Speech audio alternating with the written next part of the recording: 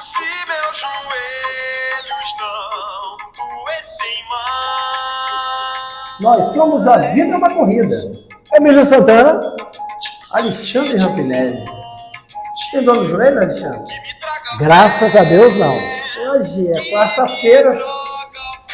Nós estamos entrando no ar com o nosso terceiro programa da série Lesões e Corridas, e Marcelo Falcão traz pra gente esse clássico do rock dos anos 90 nacional. O rock dos anos 90 nacional é um rock extremamente eclético. Tem reggae, tem dub. Você sabe quem é o Marcelo Falcão? Cara, que me perdoe quem gosta, não sei. Sabe quem é o Marcelo Yuca? Já sei, que você é sei, baterista. Quem é o Marcelo Yuca? O baterista que, inclusive, faleceu, certo? Cara, faleceu. Faleceu. E ele foi alvejado por uma bala perdida, isso aí. com um assalto, e ficou em cadeia de roda. Cadeia de E roda. qual a banda que ele tocava? Não faço ideia. Ô, rapaz! Então tá bom. Sai do chão! Valeu a pena! Valeu a pena! É justo. É justo, é muito justo. Cara, como fui aqui em Vitória, Vila Velha, shows do Rapa. Eu Nossa, não tenho passeava esse conhecimento muito musical. Não conhece o Rapa? Não tenho esse conhecimento musical, cara. Isso, velho. Que é isso? Não, pode me condenar. Vou te introduzir. Não. Vou te introduzir. Eu dispenso. Nos discos do Rapa. É uma banda poderosa, sim. Começo de carreira deles, devastador. Você conhece as músicas e não... Talvez eu não sei, eu não liguei o nome à pessoa. Talvez eu conheça algumas coisas, sem saber que eles são deles. Acho que um dia a gente vai ter um podcast de música. Porra, uma boa, cara, uma boa. A vida é uma melodia. Já tem nome, já tem nome. Né? E aí a gente vai poder realmente se achar apresentador de rádio. Nessas empreitadas aí para mundo adentro aí de carro, a gente pode botar na trilha sonora. Nosso próximo trilha não externo. Só Eric Clapton, B.B. King e tantos outros, a gente pode introduzir o rap. Cara, o rap é tão simbólico assim, né? Fluente, que eu ia para um carnaval em Guriri e sábado de tarde tinha um bloco de trio elétrico que só tocava Rapa. Tinha uma banda de rock em cima que só tocava Rapa e era uma loucura. Ela era alternativa, tinha para trás do bloco do cover do Rapa lá e o pau quebrava. Legal. O Rapa é uma expressão que, quando se grita no meio da multidão, olha o Rapa, a galera já... que quer dizer o Rapa? Se agita ali, porque vem alguém com a mão grande para passar ali na parada. O Rapa é a expressão que o malandro avisa a galera que está chegando a polícia. Exatamente, que está vindo ali para fazer o Rapa e aí vaza. Tem um lado também que é na hora do arrastão a galera grita, olha o Rapa. Essa aí já é. Na época do Olha o Rapa, não tinha arrastão ainda. Isso é antigo. Isso é antigo, isso aí é lá. Do jogo do bicho. Exato. Quando a polícia vai chegando, o cara junta tudo. Tanto que essas banquinhas eram feitas justamente fácil desarmar. Isso aí. Quando ele desarmava, já caía tudo dentro, ele já levava de um jeito só, de uma vez só. Então, e a primeira fase do Rapa é justamente esse grito social sobre a visão policial do infrator, sobre o exagero, às vezes policial do infrator, sobre a visão da sociedade sobre o negro que confunde o negro com o infrator, da polícia que confunde o negro com o infrator. Essa é a temática aí da primeira fase do Rapa, que foi um clamor social. Estou ignorante musicalmente e aí eu preciso me aprofundar. Vamos lá para hoje, quarta-feira. Meus joelhos não doessem mais. O que temos para hoje para falar de lesão no nosso episódio de lesão? Muitas vezes A dor no joelho não está no joelho, não começa no joelho, né? Você sabia disso? Sabia, porque eu tive uma dor no joelho e você fez uma orientação em uma série de exercícios e atividades que favoreceram a evolução do grupinho que estava causando aquilo ali e resolveu o meu joelho. Tem tempo, né? Porra. Tem bem uns 5 anos. Mas para mais, 5 anos para mais. 5 anos para mais. Você quer saber? Tem quase 10 anos. Eita coisa. Eu não vou nem falar nada. Muitas vezes, Alexandre Rampinelli e amigos ouvintes, eu estou fazendo esse ar fúnebre porque dor pede aí um tom lá menor, é um negócio blues, né? Um tom mais cadenciado, uma voz mais aveludada. Uau!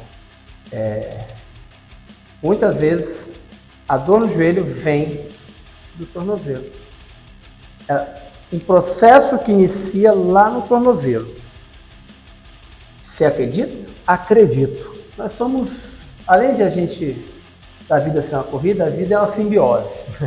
Nós somos um organismo complexo, onde todo mundo repercute em todo mundo.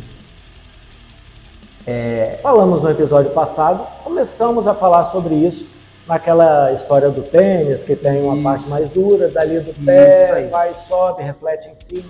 Isso aí. E aí, eu quero falar, primeiramente, a estrutura. Hoje a gente vai falar sobre tornozelo e canela e perna. Tornozelo e perna, vai pegar a perna é o entorno da canela. Do joelho até o tornozelo. É perna. Acima é coxa. Agora você pensa na galinha. Coxa, sobrecoxa. Cada pedacinho tem seu nome. Beleza. Porque, leigamente, a perna é da coxa para baixo, né? Do quadril para baixo é perna. Isso para mim era perna. Agora você está falando que perna é do joelho para baixo, é isso? Anatomofuncionalmente, a perna é do joelho até o tornozelo. Porque depois da perna tem o pé. Saquei. Certo? Pé não é perna. Pé é pé. E hoje, então, vai envolver canelite. É um nome bonitinho para isso? Não. Nós vamos falar de tornozelo e perna. Entendi. Ok? Entendi. Vamos falar de tornozelo e perna. Primeiro, a estrutura do tornozelo é peculiar, porque é como se fosse uma esfera onde por cima rola um carretel. Tá. Certo? Então, a estrutura da tíbia, que faz contato lá com o talos embaixo, ele roda em superfícies deslizantes e roda para frente e para trás. A tíbia é o osso da canela, quer dizer, tíbia da perna. É um dos ossos da perna. Isso. Mas a tíbia faz contato com o pé, a fíbula não. A fíbula, ela apoia na tíbia. Tá.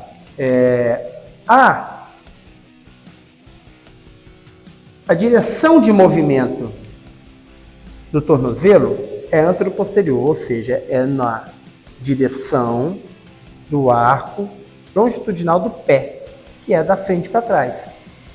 Se a gente pensar que de pé, norte é para frente e sul é para trás, é na direção norte-sul.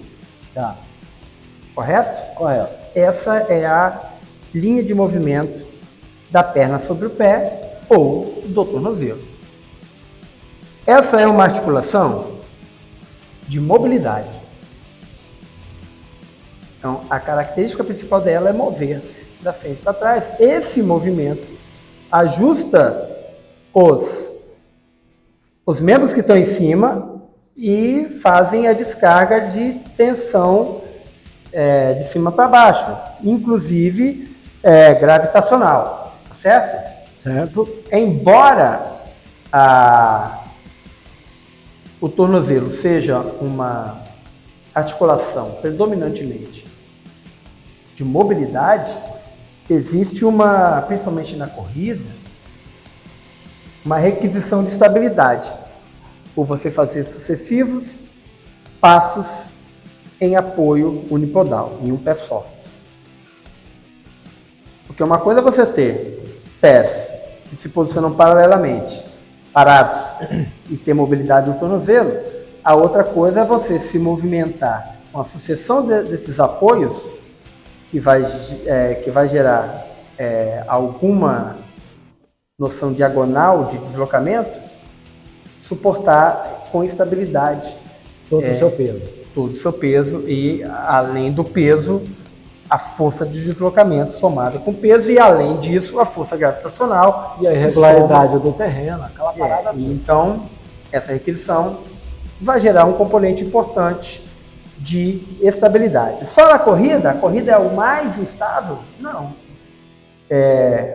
Esportes de salto tem mais requisição de estabilidade do que a corrida. Por exemplo, salto em distância, salto em altura, basquete, vôlei, handball, todos têm movimentações de salto, absorção, impulsão. Essa articulação é muito usada e muito importante em toda a movimentação desses esportes. Então é uma das articulações chave. A gente não tem uma articulação mais importante, mas é uma articulação chave no âmbito da corrida. Tá certo? Certo. Para manter essa estrutura encaixadinha, a gente tem, para eventualmente ela não ter deslocamento lateral, lateral, ela tem ligamentos que ancoram a tíbia e a fíbula dos ossos do pé. São os ligamentos do tornozelo. Tá? Então você tem aí a estrutura óssea. Os ligamentos não deixam você mexer de um lado para o outro. Eles não deixam haver excesso de movimento. Até. Beleza, obrigado. Eles são elásticos. Ok. Eles permitem algum ajuste lateral, sem extrapolar a capacidade. Eles são ajustados para manter a possibilidade das superfícies articulares. Para aumentar a estabilidade. Para aumentar a estabilidade? Não, veja bem. O movimento natural, ele tem um ajuste para frente e para trás, para o lado pouco. Sim. Mas ele tem uma superfície própria para fazer esse contato. Então, enquanto há superfície, você tem ali uma mobilidade, você tem uma aceitação daquele esteio para que ele chegue até o limite da superfície articular, lateralmente. Se for passar disso, ele teria que segurar e impedir que você use superfícies não articulares para fazer mobilidade. É porque eu estou sem o osso aqui, mas você pensa no ossinho da galinha. Isso aí.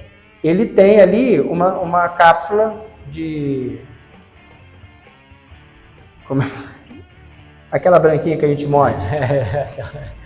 Espera aí que eu vou lembrar. Calma aí, vamos lá. Cartilagem. Eu ia falar membrana, mas é uma cartilagem. Então, preguiçosa. Ele tem uma membrana, tem uma cartilagem ali. Onde tem cartilagem, há a possibilidade de contato natural da mobilidade da articulação. Quando cessa a cartilagem, já são superfícies que não são naturais de contato articular. Tá? Quando a gente eventualmente tem esse contato, eu vou falar daqui a pouco no tornozelo, há essa possibilidade, você tem aí uma artrite. Isso que eu ia te perguntar, isso deve doer. Osso com osso. Contato osso com osso não é previsto na mobilidade natural. Então ele vai ter uma reação desagradável, que é a dor da artrite. É uma dor que parece que está queimando. E a artrose é a mesma coisa? A A artrose é a mesma coisa, mas ela é por desgaste. Desgaste da cartilagem, se há contato do osso por desgaste da cartilagem, é artrose. Se há o contato por excesso de mobilidade numa área que não devia ser articular, aí é uma artrite. Tá? Então, o que acontece mais de problema aí? São as torções. Tornozelo, que são movimentos torcionais ou deslocamentos laterais provocados geralmente por trauma ou por acidente. Ou seja, você Estou correndo, pisei numa pedra, dobrei o pé. fez um trauma. Pode ser uma pancada ou pode ser esse... Jogando bola, alguém deu uma pancada no tornozelo. Seu pé tá... Acontece o quê? Muito no... o caso do Lemar que a gente falou lá. A sapatilha, A chuteira fixa no chão, o corpo está solto, vem uma pancada, uma alavanca evento na área não articular, acima da articulação, e ela extrapola o campo de mobilidade, faz estiramento ou rompimento dos ligamentos. Traduzindo para uma linguagem que eu entendo, seu pé está fixo, está preso no chão, alguém vai dar uma pancada na sua canela. Isso. E aí seu tornozelo dobra com o pé preso, agarrado no chão. Ele extrapola a capacidade móvel e aí há um prejuízo ali do ligamento. Né? Entendi. Isso dói.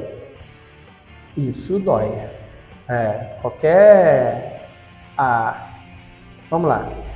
Por ser uma estrutura extremamente solicitada, extremamente importante na estabilidade, o ligamento ele tem muitos órgãos de comunicação com o sistema nervoso central. São órgãos sensitivos, né? Mecanorreceptores, outros receptores ali, mas muitos mecanorreceptores. Esses mecanorreceptores, se você estira demais, ele manda uma mensagem para o sistema nervoso central dizendo que está estirando demais.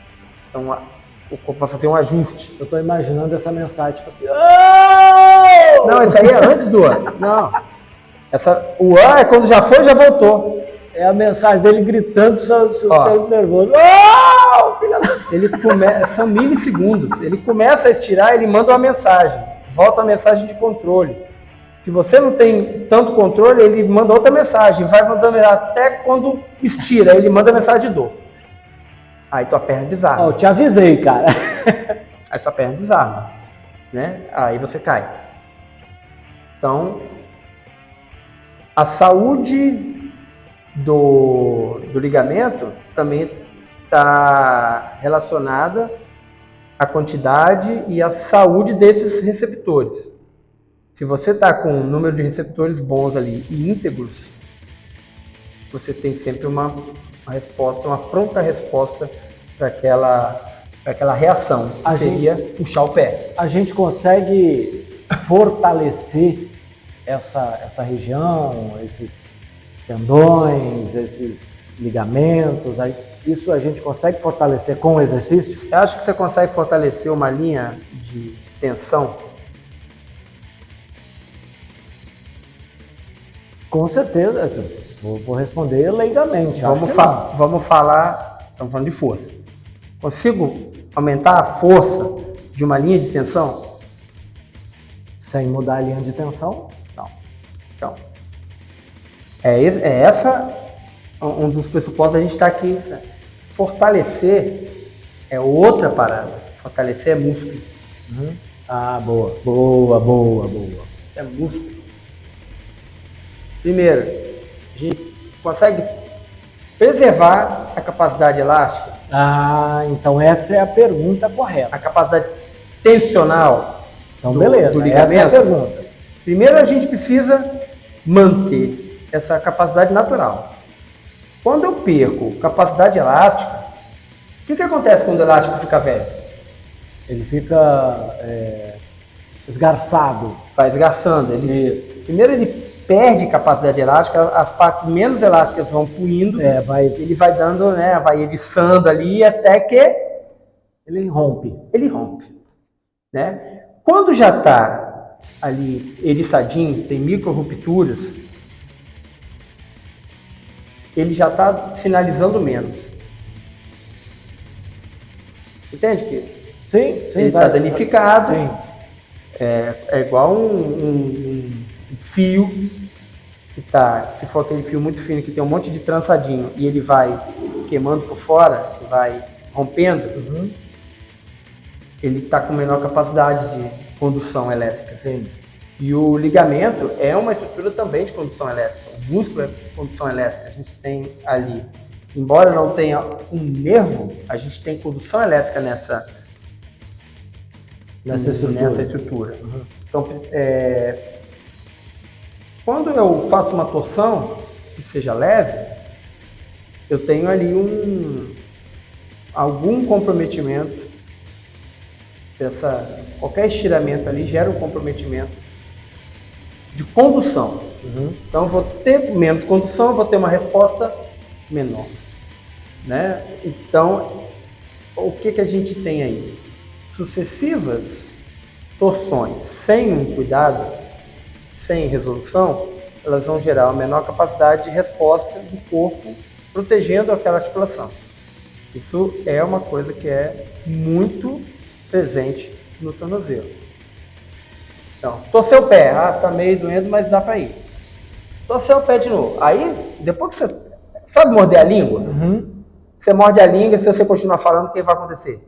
Vai morder de novo. Vai morder de novo, porque ela inchou e ficou maior né? Você não está acostumado com aquele espaço dentro da sua Isso, boca. ela vai passar no meio do dente. É igual torção do tornozelo. Torceu uma vez, se você não parar para recuperar, você vai torcer uma, vai torcer duas, vai torcer três. Até machucar de vez. Até machucar de vez. Você pode ter sorte. Eu já tive sucessivas torções de tornozelo. Tem uma mobilidade boa e uma estrutura boa, mas teve uma hora que eu tive que falar assim, eu não vou dar essa sorte sempre. É melhor eu cuidar. É melhor eu definitivamente cuidar disso. E aí, quando a gente... Essa é a primeira coisa assim, importante do tornozelo. Seu tornozelo, quando ele torce, ele não tem a mesma capacidade de absorver carga e de estabilidade. Enquanto ele está com aquela lesãozinha ou não? Para sempre depois? Não. Enquanto, logo depois, ele leva um tempo para se recuperar. Ok. Tá? Beleza. E ele vai precisar de uma demanda controlada. Ok? Tá. Porque sem demanda, ele enfraquece. Se eu não usar o pé, vai piorar a condição daquele. Então preciso de uma demanda controlada. Ok? Por isso que às vezes a gente dá uma torcida no pé e consegue fazer alguma atividade sem dor. Até às vezes correr. Porque você consegue não entrar naquela situação que gerou o estiramento ali. Mas aí você vai estar forçando uma outra estrutura. Não, vamos lá. Você não está forçando nada. Você não tá exigindo dele a demanda que aconteceu na torção.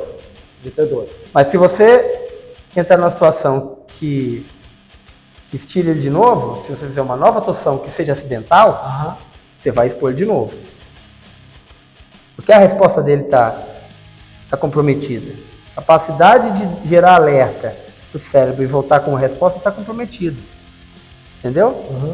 E aí você tomou uma pancada. Aí não, dá para correr. Aí corre. Aí na corrida você dá uma trupicada. Aí você continua correndo. Aí você dá uma meia torção. Pisou numa raiz assim. Para mim, escorregou. Para mim, na trilha, é sempre um drama correr com tornozelo recém-torcido. Você não tem controle sobre o environment ali. O que está no chão, né? O seu trajeto. Às vezes passa uma pedra que você não viu, passa um toco que você não viu. Um escorregãozinho, alguma coisa. E aí, você está sempre... Uma vez eu estava estava cuidando, mas estava com sucessivas porções, estava comprometido. Todo cuidado, cara. Passei 1h e pouco na trilha. Saímos da trilha, lá no Rio. Corri 100 metros, 200 no asfalto. Pisei numa fruta lá no chão. Torci o tornozelo. Mas aí torci devagarzinho. Agora quebrou. Dei sorte. Mas aí eu tive que fazer um trabalho muito cuidadoso para ir diminuindo isso aí. Outra coisa que acontece é que, às vezes, seu ligamento está forte, você está torcendo sucessivas vezes ali, você tem uma estrutura boa, mas toda vez que você torce, ele dá uma carga no osso. Você torce, ele dá uma carga no osso. Você torce, ele dá uma carga no osso. Você torceu, aí foi muito, ele vai lá e quebra um dos ossos que está ancorado o ligamento ali. Outra coisa que acontece é que quando você torce o tornozelo, você expõe a estrutura do pé. Então você pode torcer o tornozelo e torcer o pé e quebrar um osso do tarso ou metatarso. Entendi. Também é uma situação. Além disso, tem uma situação com o tornozelo que é o bloqueio da dorsiflexão, que é o bloqueio da capacidade da canela de ir para frente e para trás. Para frente, na verdade, né? De ir para frente e para trás. E isso tem várias causas, desde uma má construção do osso, desde talvez um acontecimento que fez uma fibrose ali na parte anterior da tíbia, com o talos. E você não consegue ir muito à frente. Como você não consegue ir muito à frente, você começa a jogar carga. A carga que não absorve com o pé e perna ali, você vai jogando para joelho e quadril. Né? E aí você só vai subindo o problema. Aí você vai subindo o problema. Uma coisa que eu estava nos meus brainstorms para poder falar disso aqui, que é clássico, é para bloqueio que inibe a dorsiflexão e, na minha concepção, dá problema, porque eu já tive, é o tênis esportivo. O próprio tênis de corrida, às vezes ele te dá um problema. Porque vamos lá, você pega o tênis, primeiro que o cadastro vem muito em cima. Ele extrapola o pé e quando você amarra, ele está na altura já do tornozelo. Você que está escutando aí, observa bem, faz um risco aí no seu tornozelo, aonde ele dobra, faz um risco e calça o seu tênis e vê a linha do último, você amarra, o último buraquinho lá de passar o cadastro. Se Tem um nome técnico para aquilo que eu não sei não, mas... O nome técnico é daquele buraquinho do... Buraquinho. Isso. O nome foda-se. O nome técnico é buraquinho. Esse cara fica botando nome técnico para dizer que é importante. Não é importante. O buraquinho. E aí, se ele extrapola a altura lá do tornozelo, da área de flexão do tornozelo, você já vai ter um bloqueio. A outra coisa que acontece é, concomitante a isso, como que as pessoas amarram o cadastro hoje em dia? Bota em cima de um troço alto, certo? Certo. O pé está reto, Ok. vai lá e amarra o cadastro, e como a gente tem muita necessidade de segurança, porque somos muito frágeis, a gente falou isso. Já falou alguns episódios atrás. Né? Somos muito frágeis, a gente precisa ter um tênis apertado demais. Para você sentir a contenção, se sentir seguro, seu tênis é muito apertado, amarrado demais. Aí você vai e com esse pé reto, apoiado na cadeira, você vai lá e amarra ele acima da área de dorsiflexão ali, você amarra ele e arrocha. Você já está fazendo um estímulo com aquele cadastro. Toda vez que você tenta fazer a dorsiflexão, ele machuca você ali. Ó. É igual aquele cinto apertado que bate quando você está muito magro. Bate, quando eu era do exército. Cara, o meu cinto NA, ele sentava aqui no osso do quadril, que chegava... Osso quadril é o cacete, é o cinto da alegria. Não, o cinto da alegria é aqui atrás. Não, cara. Você não sabe qual. O cinto da alegria... eu sei quando você caiu de costas aqui. Ou seu rabo remanescente. Cauda remanescente. Aqui é o ilho. O cinto sentava aqui, meu irmão, e chegava a esfolar, porque ficava a pistola, as coisas que ficavam no cinto. Meu irmão, não tinha a estrutura para segurar aquele cinto. Machuca. E o seu pé vai ficando machucado, você vai ficando com... E a resposta é que os tendões dos extensores, inclusive no último capítulo, eu mencionei os músculos do dorso do pé aqui, como flexores dos arqueiros, não é extensores. Tá? Então, ele pega nesse retináculo, se você tiver o pé magrinho e puxar o pé para dentro, ele vai fazer uma redinha, um pezinho de pato. Sei. Uma retináculo aqui. A resposta desses tendões é fazer fibrose, é engrossar. Ele está falando ali, gente, em cima do peito do pé, sentido canela, nessa voltinha ali. Na área de dorsiflexão. Isso. Então, se você faz pressão no ligamento ou no tendão, pressão mecânica, a resposta dele para não ser comprimido é fazer uma fibrose por fora. Ele fica mais robusto. Mas isso tem uma repercussão. Uma consequência. Essa fibrose vai fazer um bloqueio à dorsiflexão. Você não vai conseguir. Então a gente deveria amarrar a chuteira igual o garoto que joga futebol amarrar o tênis, né? Você ajoelha no chão, coloca o peso no pé da frente e amarra ele ali sem arrochar o teu. Então, ou seja, primeiro que você vai ter quase a dorsiflexão completa ali. Você amarra um joelho no chão, um pé no chão chapado, você amarra o tênis, está na medida correta. Tá certo? Você evita a pressão do cadastro no retináculo dos extensores dos arqueiros. Então você apoia o joelho direito, posiciona o pé esquerdo. Um joelho no chão, o outro pé. Não precisa ser direita ou esquerda. Não, tá, isso. Beleza. Você apoia um joelho no chão, o outro pé chapado. Isso, só tem jeito de fazer isso. E aí você amarra seu tênis tranquilamente ali. Igual criança. Não precisa arrochar Não precisa arrochar aquela porra. Daquele nó, aquela coisa. Arruma uma namorada pra te abraçar, não precisa ter um tênis apertado.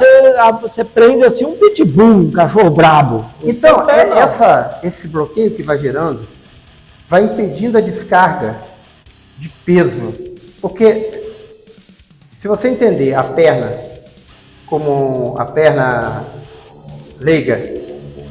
Tá, perna leiga. A perna leiga. A perna pra mim. Como uma sanfoninha, na hora de receber carga, ela faz um S. Ok. Né? Ela faz uma sanfoninha ali, um zigue-zague.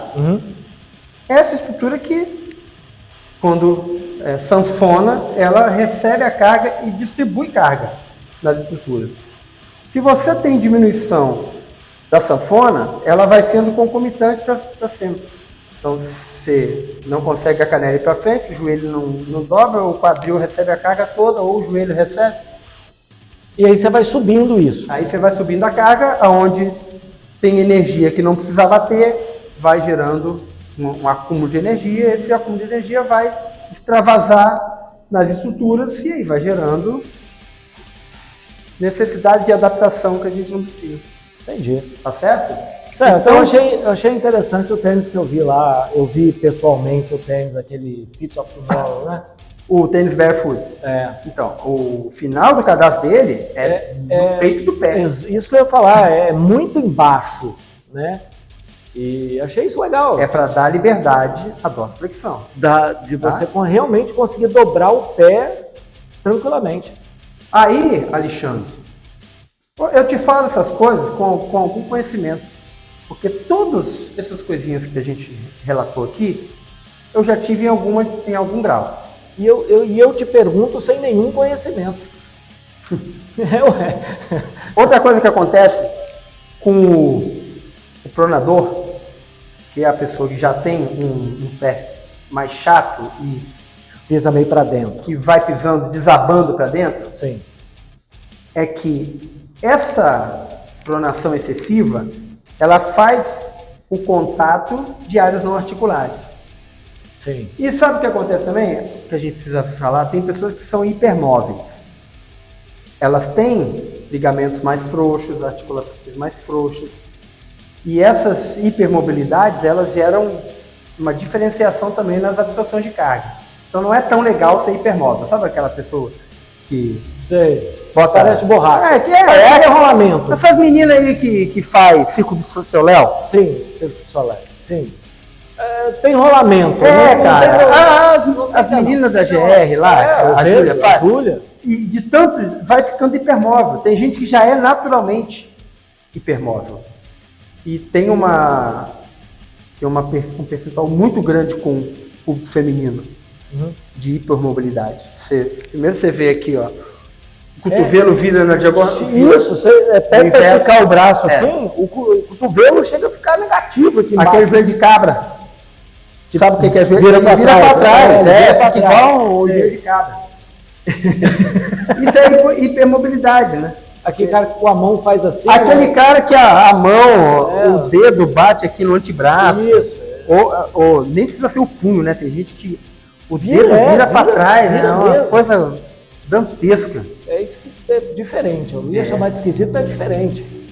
E aí, essa hipermobilidade da pronação, o que ela faz? Ela faz estruturas não articulares se tocarem, que é uma parte do maléolo, o osso que está embaixo aqui. Sei. Isso gera a osteoartrite. Que eu já tive. Dolorido. Meu, pé no saco. Parece que tem um pedaço de carvão dentro do seu pé. Puta que... Quando você sentir uma dor assim, que é próxima de osso, e for uma queimação, não pode saber que está tendo ali um contato, uma treta de osso no osso, é horroroso. E aí como que você resolve? Trabalha na estabilidade. Aí, por exemplo, no caso de quem eu não sou muito fã de órtese. Não faço ideia do que seja isso. Órtese é tudo aquilo que é de fora para sustentar. Tá. Gesso é órtese, palmilha é órtese, tênis com suporte é órtese, aquele negócio que amarrava no joelho do garoto. Sei, tô ligado. Uma haste para fora assim, sei. Aquele é uma órtese. São aquele colete que abria o peito da criança, aquilo é órtese. São coisas maravilhosas que só servem para... Parecia o Robocop, né? Parecia o Robocop. Você tinha um negócio de ferro, um exoesqueleto. Não, quando eu era Robocop, ainda é bom. Eu tinha um colega na escola, cara, o Giovanni, que o apelido dele era Rodak. Não ri, cara, você tá pro inferno. Sabe o que é o Rodak? Você não sabe o que é o Rodak. O Rodak era o esqueleto da She-Ra. É o desenho do He-Man, cara. Da She-Ra. Ele tinha um foguete, um exoesqueleto no tronco, assim. E o Giovanni, coitado, era chamado de Rodak na escola. E eu que vou pro inferno porque eu ri, vocês apelidaram o cara e eu... Não, eu não apelidei não, já conhecia assim, cara. Já conhecia assim, jogava basquete comigo. Ele só tirava o coisa pra jogar e pra tomar banho, sei lá, dormia porque era desgraça. Então eu sou fã de órtese. Eu tive um amigo na escola assim também. Tem recurso. Eu usei palmilha, não adiantou bosta nenhuma. Eu usei bota ortopédica. Então a gente tem recurso fisioterápico. Fisioterápico? Fisioterapêutico. Para ajudar nessas coisas. Mas tem casos que, pelo menos a primeira abordagem, vão caber aí uma palmilha, um tênis com suporte, para quê? Para você ter um alívio para poder fazer o tratamento. Isso que eu ia te falar, para te dar um conforto ali. Para você parar de entrar naquela posição, cara. Porque, vou te falar, para poder começar a fazer o tratamento, aí depois com o tratamento você tira essa bengalinha aí. É desesperador. E já subindo, a outra dor que é... Cara, essa eu tive muito leve. Mas eu tenho um Léo, que é a fratura por estresse na tíbia, velho. Que aí já é uma fratura por estresse na tíbia. Que é a canelite posterior. Amigo, pensa no cara que tem... Primeiro que, vamos lá, aí vamos falar da estrutura. A tíbia, o osso, ele é uma estrutura que, apesar de você ver o osso da caveira lá na aula de anatomia ou Você já teve oportunidade de pegar um osso de boi? Você bate aquele negócio, ele é duro. Mas só que ele é vivo, ele não é rígido, ele não é tão rígido. Ele tem Ele tem uma mobilidade, o osso tem uma mobilidade própria dele. Cada osso tem sua mobilidade própria. O osso da canela, tíbia, ela torce. Você pensa que não, mas ela torce. Ela torce, porque ela recebe trações torsionais e fixações e ela torce para permitir isso. E você imagina se que... não torcer, ela quebra também. Cara, então, não quebra não, mas se não torcer, alguém sofre. Entendi. As extremidades que estão ligadas, elas, sem aquela capacidade de absorver a torção, alguém vai pagar o preço lá. Então, cara, se você enfiar uma agulha, se você fizer com uma furadeira um buraco que cabe uma agulha no osso, vai te gerar uma dor, filha da puta. Tá certo? Imagina o cara que tem 10 pontos de fratura por estresse numa tíbia. 10 furinhos. É inferno. E o que acontece com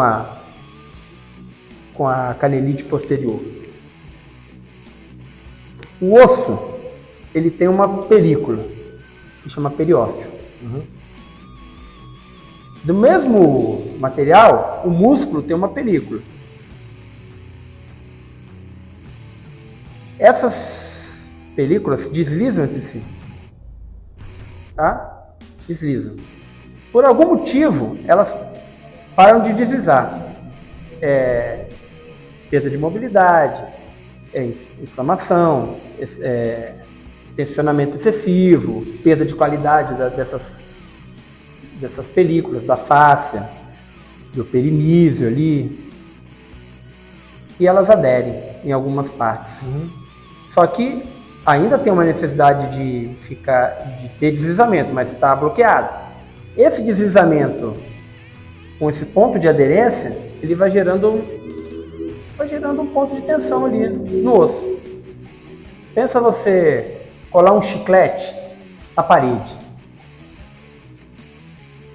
Deixa ele lá um dia. Aí depois, você não arranca de vez não. Você fica balançando ele assim, ó. Balançando. Tem uma hora que ele vai...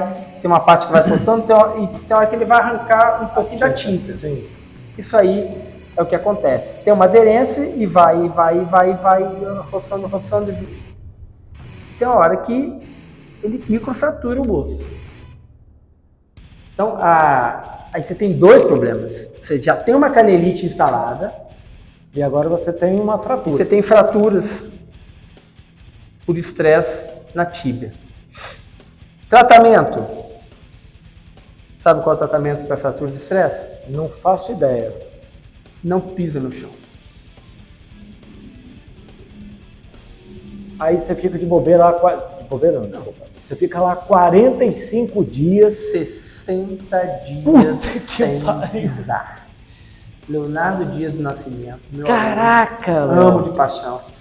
Chegou pra mim, a primeira vez que ele correu na vida, ele correu 21 quilômetros. Numa meia maratona de shopping a shopping que teve aqui, graças a Deus, foi uma vez merda. E quando ele chegou, ele já estava mancando. E ele continuou correndo, aí depois ele foi treinar comigo, e tô com a dor aqui, eu peguei na canela dele, e arrastei o dedo de cima para baixo assim, ele caiu no chão. Assim, putz, que precisa ir no meu ortopedista, velho. Mandei ele pro Dr. Marcelo Giovannini Martins. Trabalha em Vitória. Se precisar de um ortopedista, é ele. Vai nesse cara.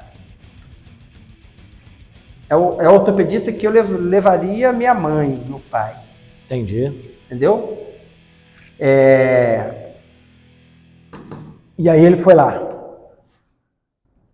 60 dias sem pisar. A perna direita e a Mas perna... engessa? Faz alguma coisa? Não. Não. Nada? Não. Tomou um remédio lá para ajudar na calcificação. E começou a fazer fisioterapia com massoterapeuta, com o Erlon. Começou a soltar aquelas aderências na mão. que deve ter sido... Nossa, velho. Nossa. Não, eu já tive princípio, já tive aderência. Você passa a mão assim, cara. É sério, eu sei por que ele caiu no chão. Porque dói pra cacete. E Então, o Léo hoje corre com a gente normalmente. O Léo hoje tem uma estrutura boa. Por que acontece a canelite posterior? Porque o músculo tibial posterior, que é o músculo que apoia uma fresta, né? Uma fenda que o osso faz por trás, na hiperpronação e na velocidade que se dá a hiperpronação, ele dá um catuque ele vai gerando uma inflamação, vai gerando uma aderência.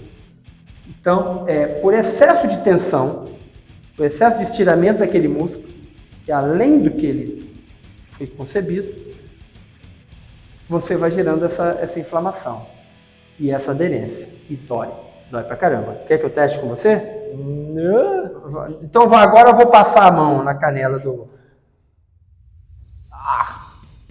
aqui tem tensões, principalmente aqui. Ó. Esse aqui é o tibial posterior, ele fica atrás da tíbia. Tá certo? Certo. Tem uma tensão? Tem. É natural de quem corre. E dói. E dói. Se isso começar a incomodar, precisa de ter... Começar a incomodar muito, começar a incomodar quando você está correndo, precisa de ter um cuidado aí. Qual é o cuidado que a gente tem? Bom alongamento da região posterior da panturrilha e o controle dessa pronação. Como que a gente faz o controle da pronação hoje? Sugere-se que pare de aterrissar no calcanhar. Então usa o antepé para aterrissar. Se você aterrissa de antepé, você não tem pronação. Antepé, a ponta do pé. Não. A parte da frente. Aquele ossinho. Não existe corrida de bailarina. Isso. Não existe corrida de ponta do pé. É aquele ossinho. É do metatarso para frente. Tá certo? Beleza. Não existe corrida de ponta. As minhas primeiras interpretações disso aí eram correr na ponta do pé. E não dá certo, porque você vai expor a articulação tarso-metatarso, vai expor ela e vai ficar ruim também. Entendi. Tá? Então, a gente controla excesso de pronação com pisada de antepé. E uma boa saúde dos músculos e da capacidade de estabilização do tornozelo. Boa saúde dos músculos posteriores da perna, que é a chamada panturrilha, daqui a pouco a gente conversa sobre ele. E cuidado para a estabilidade. O que é cuidado para a estabilidade? Um trabalho voltado para a saúde da estabilidade lateral do pé. Certo? Certo. Na canela também a gente tem o músculo da frente, que é o tibial. Já que eu estou em pé e tô... Vocês estão perdendo, isso tinha que ser em vídeo. Porra, o tibial anterior é esse músculo aqui, ó, penadinho. Ele vem na crista ele vem com um tendão que sai dos flexores, né, esse retináculo aqui que eu falei. Esses são os músculos que estendem o dedo, que jogam ele para cima, tá? Então, daqui sai, vira um tendão, outros vão pro flexor, o extensor longo, foi isso que eu falei, flexor longo, flexor aqui é extensor longo dos artérios, e esse tendão aqui, ele se abre, o músculo penado, tem uma forminha de pena, e uma estrutura assim, ó, as fibras dele parecem uma pena, e termina aqui, ó, perto da patela, certo? Certo. O que ele está falando aqui é quando você puxa o seu pé para trás, Para cima, faz um bolinho. Isso, faz um bolinho na canela. É esse bolinho da frente aí. Do lado aí. É isso aí. O que acontece? Se você tem excesso de dorsiflexão, você está jogando muita carga na dorsiflexão, se você tem déficit de força no quadríceps para segurar essa tensão que desce, excêntrica aqui, você vai fazer excesso de tensão nesse tibial anterior. Então, primeiro pré-requisito para ter a canelite do tibial anterior. Excesso de dorsiflexão. A gente falou antes de bloqueio. O bloqueio da flexão dá problema atrás do pé, atrás da perna, Sim. o excesso dá problema na frente. E aí eu vou te perguntar, curiosidade, na bicicleta, principalmente no mountain bike, a gente tem o costume de jogar o calcanhar para baixo. Por exemplo, numa subida, alguma coisa, e você percebe que isso aqui dá essa pena, ela fica bem carregada ali, ela fica bem tensionada. Isso pode gerar problema? Hã? Isso pode gerar problema? Não, tá meio que usando errado, mas... Tá. O pé deveria ficar sempre paralelo ao eixo do pedal. Uhum. E aí, primeiro, excesso de dorsiflexão joga muita contração para a parte superior. Então, você já está escangalhando a musculatura aí. A outra coisa, excesso de peso nesse excesso de dorsiflexão. E aí você vai botar muita carga nessa frente da canela, ele vai fazer uma inflamação, vai ficar, toda vez que você tentar segurar a canela para frente, ele vai apitar gritando. Ele vai doer. E dá uma dor com queimação. Ela é diferente da dor, porque ela não é por estiramento, né? Ela é por contratura, ela dá uma queimação. Importante. Parece que eu estou falando relatos de aluno. Parece que é um agulhamento, você está espetando com a agulha ali à frente da canela e queimação. Entendi. Tá? E aí vamos passar para a parte de trás. Atrás da perna, que é a famosa batata ou jarrete, sabia esse? Não, o jarrete eu não conhecia. Jarrete, quando eu entrei na faculdade ainda chamava de jarrete, a musculatura posterior da canela. Ou também o famoso mocotó. Mocotó. Sabe que o mocotó é a tíbia do boi, né? Sim. Já comeu ossobuco? Já. O ossobuco é o jarrete do boi ou a panturrilha. A carne é a panturrilha. E sabe quando não tem o osso, como é que chama? Não. Músculo. O músculo do boi é a panturrilha do boi, aquele que fica atrás da canela lá. Entendi. Tá certo? Por isso que é dura pra caralho. Você tem que cozinhar ela na panela de pressão. E o ossobuco, não tanto porque a quintura do osso acelera um pouco o cozimento. Você consegue fazer um ossobuco ao ponto. Né? Tem um macetezinho ali. Tem uma temperatura ali. Se você não cozinhar muito, você consegue comer ele ao ponto. Se passou um pouquinho, virou uma borracha. Aí você tem que cozinhar demais para ele amolecer. Aí fica aquele músculo derretendo. Mas você também pode fazer o ossobuco na panela de pressão que vai dar bom. Vai dar certo. Aí a gente vai criar no podcast A Vida é uma Cozinha. A vida é uma cozinha uma boa, hein, cara? Tem boas receitas para passar. Aí eu acho que seria mais interessante um videocast. Ah, legal. Que aí a gente ia dar show no vídeo. Então, na parte posterior, vamos começar falando o seguinte. A parte posterior, ela está muito relacionada com tensões emocionais, certo? Toda a parte posterior, desde o topo da cabeça, as costas, a lombar, bumbum, posterior da coxa e as panturrilhas e o tendão de Aquiles. Toda essa parte posterior está muito relacionada com a absorção de energia emocional.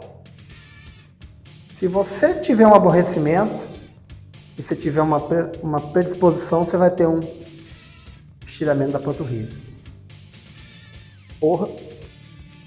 Eu falo assim, pô, dei uma puxada na minha perna, sua semana tá tranquila?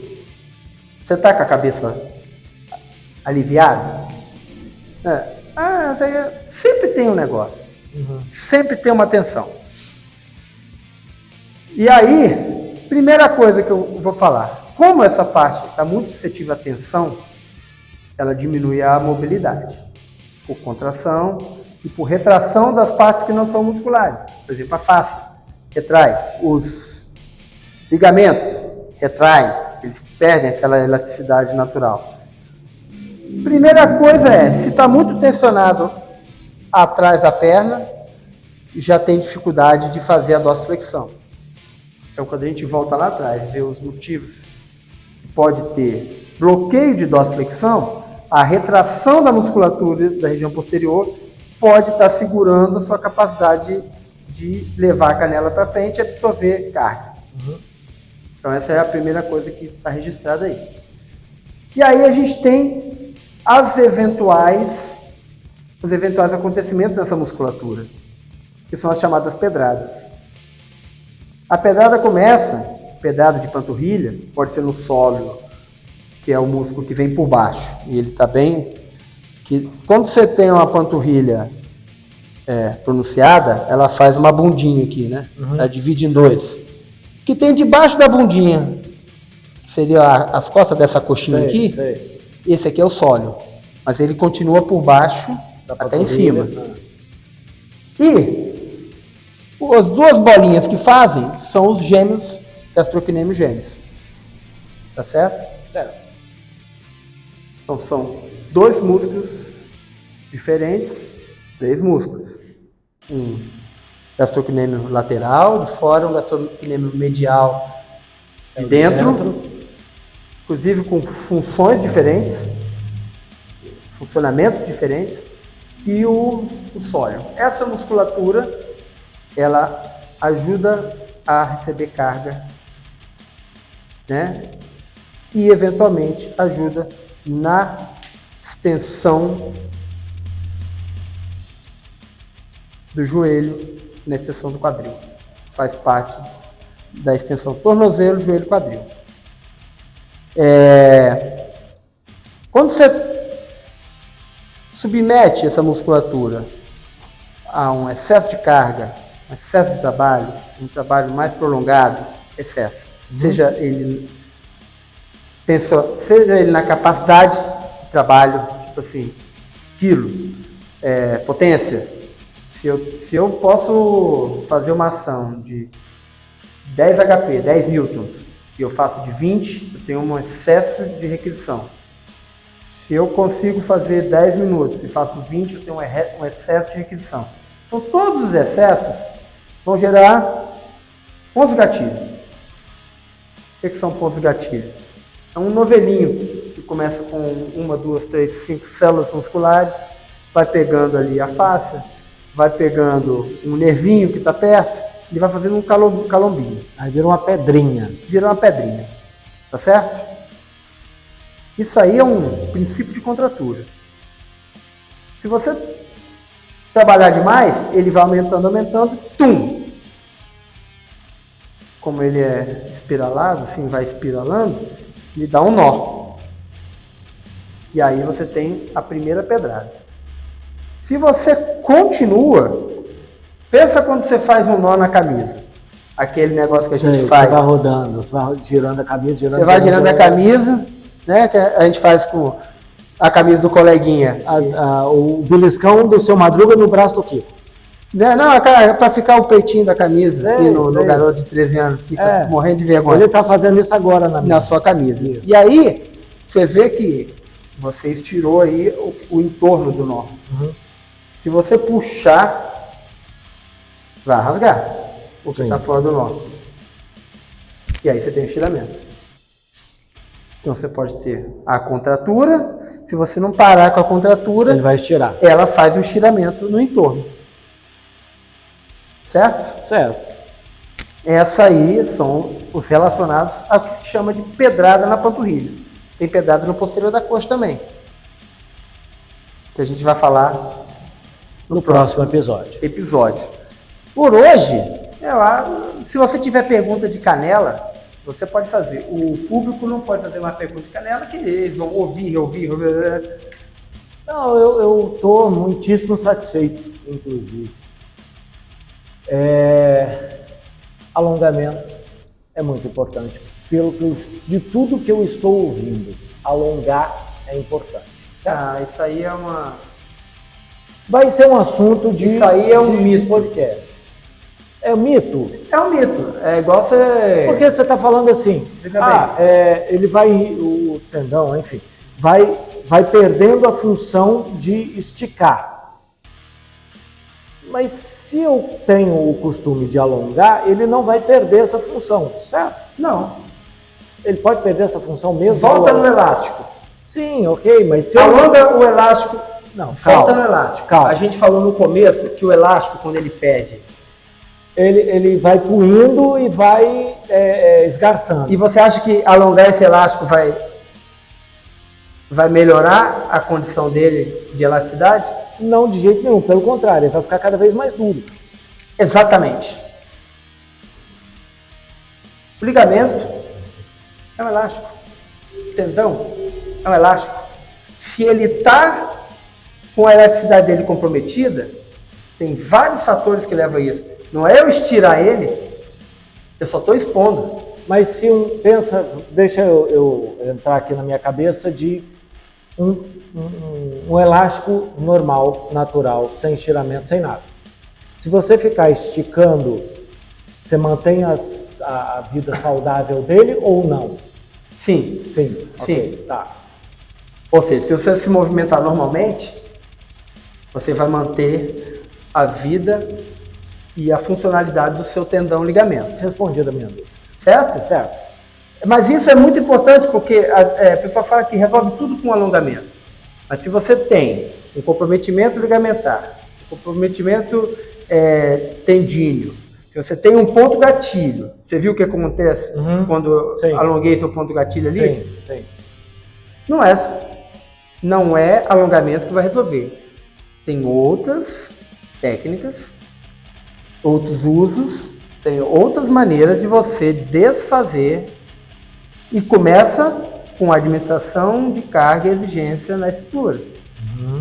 Ontem caiu aí um telhado no supermercado, os caras estavam colocando célula fotovoltaica. Sim. Para quem não sabe, é aquele negócio que colhe energia solar. É. A estrutura não aguentou, colapsou. O que tem que fazer? Tem que diminuir a exigência de carga naquele telhado. Correto? Correto. Mas a gente também tem que adequar a administração de carga e exposição. Depois, isso já vai fazer um efeito de trazer para a normalidade de funcionamento. Depois você vai, dependendo da resposta, tem técnicas que vão atuar no tendão, no ligamento, no ponto gatilho, na manutenção, aí a administração de carga. Depois que está bom, a administração pontual e gradativa de carga, resposta, isso tudo são os procedimentos que vão ser feitos para resolver esse tipo de situação aí. Os ligamento, tendão, ponto gatilho. Muito bem. Certo? Certo. Mais alguma coisa? Sai alongando. qualquer Espirrei, alonga. Nós vamos chegar lá, nós vamos ter uma série sobre capacidades físicas, que eu estou temando aí, e a gente vai falar de alongamento. Mas alongamento não é remédio para panturrilha doendo. Beleza. Certo? Certo. Ele pode até ser de alguma maneira usado. Tem vários tipos de alongamento. Porque, por exemplo, o alongamento desagrega. Pensa em qualquer tecido que está puído, que está comprometido. O alongamento desagrega. Só vai rasgar. Só vai rasgar. Ele só tem uma... rasgar. Muito bem. Ok? Ok. Por hoje é só PP pessoal? Né? Então tá. Tá bom. Fomos então. Vamos lá!